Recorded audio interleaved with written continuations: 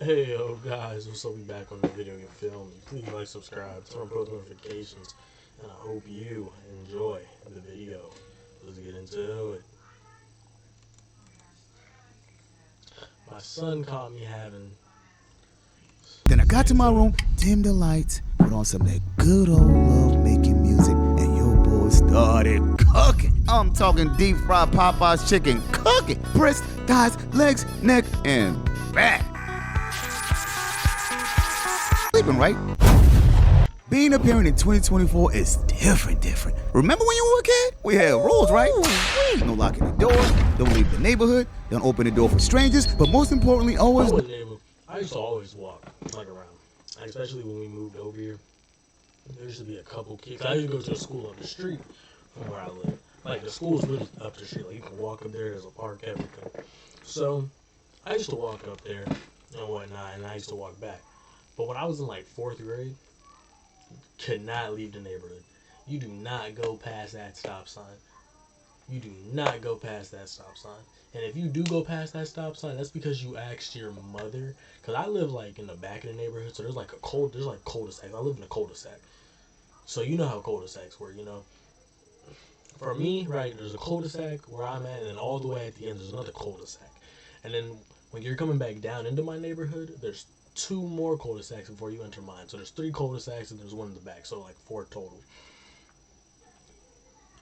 If I could leave that stop sign, we're either going all the way back to that other cul-de-sac, or we're not going past that other stop sign from when you're coming down to the street to make that left or right hand turn.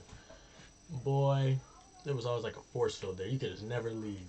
But when I hit fifth grade, I started like walking to school and stuff, and I got like, excuse me, and I got like more friends and stuff like that. Cause I wasn't going to school there at first. But when I started walking to school and all that, boy, we would be over this neighborhood like a mug. Like me and my friends now, bro. I know this neighborhood like the back of my hand. Like no exaggeration. I know this neighborhood like literally. I know this neighborhood like my room. Like I've walked all around this neighborhood. I know everything. I've been walking around this neighborhood since the knock before entering your parents' room. My dad be like, no, listen, son. Always knock before entering my room. But why, Dad? You don't knock with my room? Because it's my house. See, this kept us from seeing the unseen. And seeing, not quite the same as listening. Lord have mercy, I'm about to bust. And kids can't help but to get curious. So you get up, blast through the door, and holy, Daddy, what are you doing to Mommy? Now you're scarred for the rest of your life. Now you finally understand why Dad told you to always knock before entering. Next thing you know, your parents are sitting you down and giving you the good old birds and the bees talk. But here's the thing. See, for some reason in life, what goes around comes around. And that, my God, is where this story begins. So for this story, I'ma take you back to the day my son called me a home family. See, I learned so much from my parents and was blessed enough to start my own family. Now, as the man of the house, it's my job to pass on the family genes. So one day I was at the crib gaming with my son, and my son goes, "Hey Dad, what's up, son? Can I have a little brother?" Now I'm like, so what? Where's all this coming from? And what does little man know about sex? So I go, "Why you asking for a little brother, son? I just want someone to play with." See, unbeknownst to me, my son was feeling a little lonely, which I kind of understand because I grew up being the youngest, and I never knew the feeling of being the only child. So I go, "How about this? I'll talk to your mom, and we'll see what we can do." "Hey, Dad, can I ask you a question?" Sure. About to be like, yeah, so now my other son is here, or my daughter, and she's like 3 years old. Yeah, that's how Tim hit us with his son. I forget how old his son is. I think he's around my sister's age. I think he's like, what, 10, 11, something like that. I was the only child for like 7, 8 years before my sister was born, so. Where do little brothers come from? Now I'm shook. I didn't know what to say. Do I lie to the kid? I don't even know what age you're supposed to teach your kids about sex. Plus, it's 2024. Times have changed. Now you got boys thinking they're girls thinking they're boys. I wasn't the only child, but my other brothers and like sisters, they didn't live with us. So in that house, technically, I was the only child. Really, I'm a middle child. But since they didn't live with us, I would consider myself for those years an only child. Because my brother didn't move in with us. My older brother, he didn't move in with us until my little sister was probably like 2. I want to say like 1 or 2 maybe. Then he moved in with us. He stayed with us for a year, and then he went back to go live with his mom. So, yeah, for the most part, I was the only child for a couple years. Binary people, agender, intergender, FTX, gender fluid people, LBGTQIA2S plus. What do those letters even mean? We're cooked. So I go, son, where do you think babies come from? Mommy's tummy? Right. Even when my parents got divorced and like I was going to see my dad, like my older brother and sister over there, then it was like when I was over there, if my sister didn't come, then it was like I was the youngest because everybody there was older than me. So then I was the youngest over there. So it was like, be cool. Don't let him see you sweat. So I go, let me think about it, and I'll let you know. So I get to his mom's room, and we start talking about having another baby. Which, first of all, I'm all for it. You feel me? But remember, I'm not the one who's gonna have to carry that baby for 9 whole months. My job is to protect and to provide and to lay pipe. So a little time goes by, and we finally decide maybe, just maybe, it's time to shoot for another child. Now, here's the thing. Making a baby, amazing. Some of the best moments of life. But raising a child in 2024, life's too expensive, standard of living is too high, average wage is too low, childcare is ridiculous, and that's before social media, cyberbullying, puberty, and Lord have mercy, know what else. But after all that consideration, we thought, what's better than having another child for my son to play with? So fast forward, and it's nighttime. Now, just as usual, my son goes to sleep by 9 o'clock, so I take him to bed, but right The time has come. Two larger-than-life legends collide. John Jones is the heavyweight champion of the world. before leaving, he goes, Dad, I'll say a prayer for a little brother. Now that hit your boy like a brick. I could really tell my son's looking forward to having a sibling. So I put him to bed, got downstairs, started drinking some H2O, cause your boy's about to go put in that work. Then I got to my room, dimmed the lights, put on some of that good old love-making music, and your boy started cooking. I'm talking deep fried Popeye's chicken, cooking. Breast, thighs, legs, neck, and back.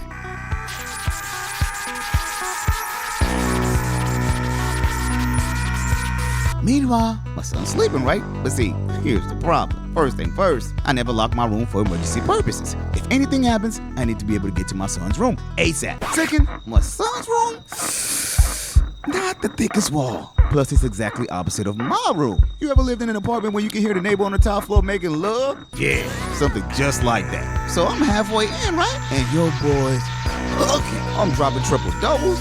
Nah, quadruple doubles. Dead ass. I'm top 5 dead or alive. So I decided to take a break. Get to the kitchen, have a little refreshment, get back to my room, and proceed to the second quarter. Now remember, thin walls, right? So my son's in his room sleeping quietly. But then he starts hearing squeaky noises coming from our room. Now I'm guessing he's probably like, what? What is that noise? Sounds like someone's breaking in. Now when you're cooking, certain noises start resonating. Beautiful noises. Sounds something like the perfect instrument.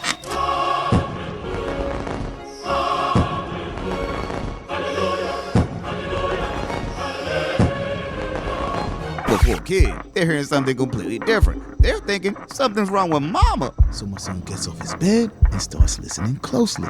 Oh my God! I think Dad's hurting mommy. I gotta do something. So I'm cooking, right? I'm talking fourth quarter clutch, my God. Game's on the line and I got the ball. Next thing I know, I hear my son blasting through the door and go, Daddy, get off mommy. Oh my God. My son starts screaming, closes the door, and rushes to his room. My God said, what goes around comes around. Now your boy's caught in AK and have to give my child the birds and the bees talk. Damn, Tim, get yourself together. See, here's the thing. What most kids don't know is parents are just as nervous to have the sex talk just like kids. So now I'm thinking, come on, Tim, think. How you gonna explain this? So I get to my son's room, open the door, and my son shook. Junior, yes, Dad?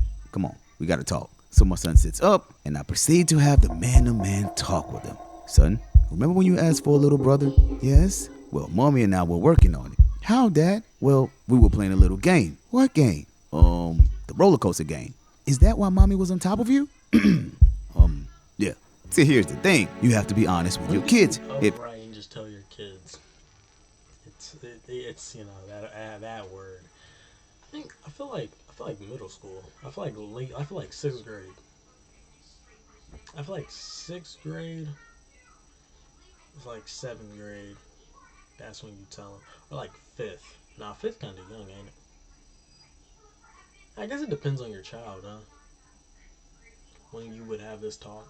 Because I know my sister in 6th grade, and my mom has not had this talk with her yet. Thankfully. She's staying away from that stuff, don't even know what that stuff is. So she don't got no reason to, but... If you don't, then who will? The worst thing you can do is let your child walk into this world blindsided. But at the same time, this is hard, my guy. But here's the good thing. See, when you have questions on your child, it's always good to call on the OGs. They've been there and know exactly what to do. And my pops know if I call in the middle of the night, it's important. So he picks up the phone. Hello? Yo, Pops, remember when I called you and Mom having sex? What? No, you didn't. Pops, stop the cat. I know what you and Mom were doing. We were just playing, son. Don't you remember the roller coaster game? I'm not a kid anymore, Pops. There's no such thing as a roller coaster game. Yo, imagine actually catching your parents right and they tell you that and then you call them because the same thing happens to you. And it's like, man, remember the roller coaster game? Come on now, son. Like, bro, what the heck? Is that why Mom was screaming, oh God, please don't stop?